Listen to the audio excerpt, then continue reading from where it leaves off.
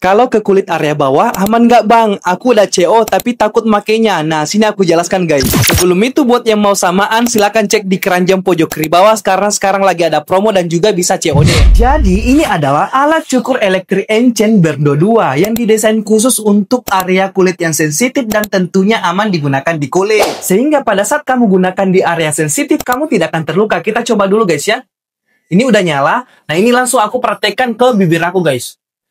Nah, ini udah nyala guys, dan tidak akan membuat kulit kalian terluka guys. Nah, jadi selain memotong bulu area bawah, kamu juga bisa gunakan di rambut kepala seperti ini. Jadi alat ini serbaguna guys ya, dan juga sudah dilengkapi dengan 4 jarak sisir cukur yang dapat kamu gunakan sesuai dengan kebutuhanmu. Jadi dalam setiap pembelian alat ini, kamu akan mendapatkan 1 kabel charger, minyak oil trimmer, dan juga kuas pembersih sisa-sisa bulu.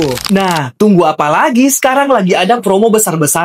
Ayo segera amankan stoknya di keranjang pojok kiri bawah sebelum kehabisan.